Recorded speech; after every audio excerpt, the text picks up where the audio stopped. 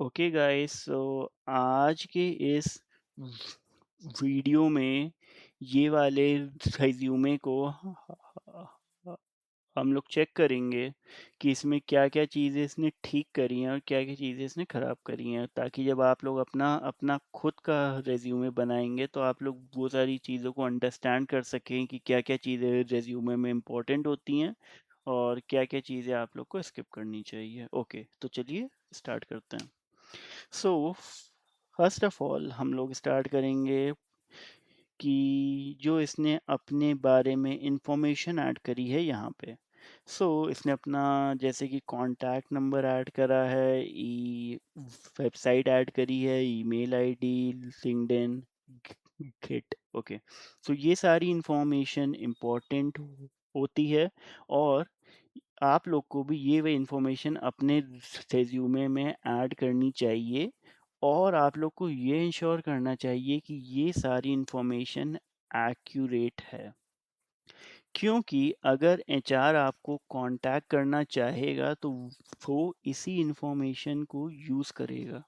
और अगर आपने यहाँ पे कुछ इनएक्यूरेट इंफॉर्मेशन प्रोवाइड कर दी तो आपके लिए वो अपॉर्चुनिटी उसी जगह ख़त्म हो जाएगी, क्योंकि एचआर आपको कांटेक्ट करना चाहेगा, ईमेल भेजेगा या कॉल करेगा और आपके यहाँ पे इंफॉर्मेशन ही आपने कुछ और ऐड करी है जिससे आपके पास कोई भी इंफॉर्मेशन आएगी उसमें नहीं, तो वो वाली अपॉर्चुनिटी आपकी उसी जगह ख़त्म हो गई। तो ये आप लोग इंश्योर करिए कि यहाँ पे आप लोग जो भी अपनी अपनी इंफॉर्मेशन ऐड करें, कॉन्टैक्ट नंबर और ईमेल आईडी, वो एक्यूरेट रहनी चाहिए। Okay, after that, going on to the another section of the resume, technical skills. यहाँ पे इसने पता नहीं ये क्या चीज़ ऐड कर दी है, जो कुछ भी मतलब प्रॉपर इंफॉर्मेशन आ नहीं रही है इससे। इसने एक ये सर्कल बना दिया, फिर ऊपर इधर इधर ये सब इसने ऐड कर दिया जिससे कुछ भी प्रॉपर इंफॉर्मेशन आ नहीं रही है। एचआर ये वाला पार्ट स्किप कर देगा। इसमें इतना सोचना समझना मतलब नहीं, क्या इसने ऐड करना चाहा है, क्या कहना चाह रहा है ये। तो इस टाइप की कोई भी चीज़ आप लोग ऐड एकदम मत करिएगा। जितना सिंपल आप रखोगे उतना अच्छा है। यहाँ पे आपको सीधे बस जो जो आपकी स्किल्स हैं उनको ऐड करना चाहिए। ओके, ये सब चीज़ें आप एकदम स्किप करो, ऐड करने की कोई भी इसकी ज़रूरत नहीं है। After that going on to the programming part. Programming में इसने एक ये ऐड करे हुए हैं kind of sliders in order to indicate कि इसकी किस लैंग्वेज में कितनी प्रोफिशिएंसी है। बट ये सब ऐड करने की भी कोई भी ज़रूरत नहीं है, आप इनको स्किप करो। ये सारी चीज़ें सिर्फ आपकी स्पेस खाती हैं और कुछ भी इम्पैक्ट ऐड नहीं करती हैं आपके रिज्यूमे में। Okay, after that going on to the education part of the resume. इसमें यूज़र ने अपना मास्टर्स, बैचलर्स, कहाँ से करा है, कब करा है, जीपीए, ये इसने सारी इंफॉर्मेशन ऐड करी है। So it is correct. इसने छोटे से पार्ट में जितनी भी important information about an education है वो इसने ऐड कर दी है। तो ये काफ़ी अच्छा करा है इसने, और मतलब काफ़ी अच्छे से ऐड करा है, तो यहाँ पे तो उसको स्टार मिलना चाहिए। Okay, after that going on to the experience part. Experience part में आप लोग को मैं एक चीज़ कहना चाहूँगा कि अगर आप कहीं पे जॉब करते हो तो एक्सपीरियंस पार्ट में आपकी जो अभी करंट जॉब है उसको सबसे ऊपर रखना चाहिए। Okay, after that you should follow the chronological order. जैसे कि हम लोग इसका चेक करेंगे तो जो इसकी अभी जॉब है, प्रेजेंट जॉब, इसने उसको सबसे ऊपर डाला है। आफ्टर दैट जो उससे पहले इसने ऐड करा है। तो ये चीज़ इसकी करेक्ट है एक्सपीरियंस पार्ट में। बट एक्सपीरियंस पार्ट में हम मैं एक चीज़ और देख रहा हूँ कि यहाँ पे इसने काफ़ी सारी स्पेस खाली जा रही है। तो अगर हम लोग ये देखें, तो ये सब आप लोग जो देख रहे हैं, ये सारी स्पेस खाली जा रही है।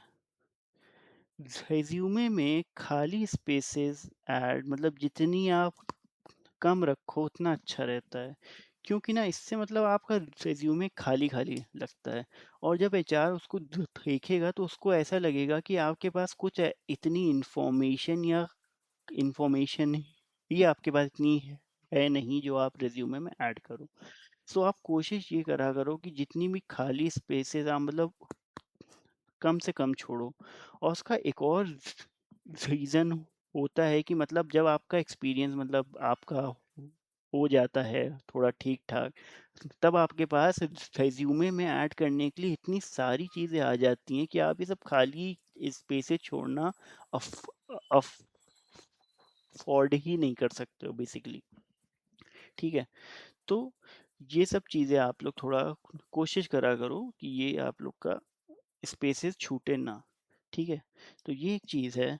उसके अलावा अगर हम लोग चेक करें तो यहाँ पे इसने जो भी अपने एक्सपीरियंस के बारे में इंफॉर्मेशन ऐड करी है, तो इसने ये भी दिखाया है कि इसने क्या इम्पैक्ट किसने करा था।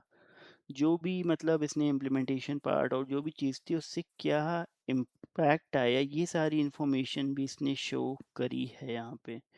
तो ये चीज़ भी काफ़ी इम्पोर्टेंट होती है। आप लोग अगर अपने रिज्यूमे में आपने जो भी काम करा उसका क्या इम्पैक्ट आया, तो अगर आप ये चीज़ आप रिज्यूमे में शो करोगे तो ये एचआर मतलब तुरंत इसे देखेगा। तो उससे उसको ये पता चलेगा कि आपने जो भी काम करा है उसका एक्चुअल में कुछ इम्पोर्टेंस था। ऐसा नहीं था कि बस आपने कोई भी चीज़ थी तो आपने इम्प्लीमेंट करा और ख़त्म। It was actually creating an impact. Got it? So ये चीज़ें ऐड करा करो। बट मैं एक चीज़ और देख रहा हूँ कि इसने इम्पैक्ट सिर्फ़ अपने इन्हीं दोनों एक्सपीरियंस में ऐड करा है। इस वाले और इस वाले में इम्पैक्ट ज़्यादा इसका नहीं है, सो यहाँ पे थोड़ा ऐड करना चाहिए इसको इम्पैक्ट। ओके। उसके अलावा इसने रिसर्च का कहीं पे एक्सपीरियंस होगा उसको डाला होगा, डाला है। तो अगर आप लोग के पास रिसर्च का कुछ नहीं है तो यू कैन स्किप दिस, मतलब ये आईटी में बहुत थोड़े लोगों के पास होता है, तो आप लोग ये सीधा स्किप करो। और इसकी जगह अगर आपने कुछ कोर्सेस करे हैं या कहीं पे आपने कुछ जीता है, अचीवमेंट काइंड ऑफ थिंग, तो आप उन सबको ऐड कर सकते हो लाइक अचीवमेंट, कोर्सेज़। तो आप ये सारी इन्फॉर्मेशन यहाँ पे ऐड कर सकते हो। ओके। सो ये था मतलब ओवरऑल चेक। अब आप लोग को मैंने मतलब काफ़ी इन्फॉर्मेशन बता दी है, तो अगर आप लोग अपना ना रिज़्यूमे अब जाकर आप लोग बनाओ, तो ये सारी इन्फॉर्मेशन को सोच के आप लोग इसको बनाना, ताकि आप लोग का एक अच्छा रिज़्यूमे में बने। और इसी तरीके का और कंटेंट आता रहेगा इस चैनल में, तो मेक श्योर आप लोग आते रहें और लाइक करते रहें। Thank you.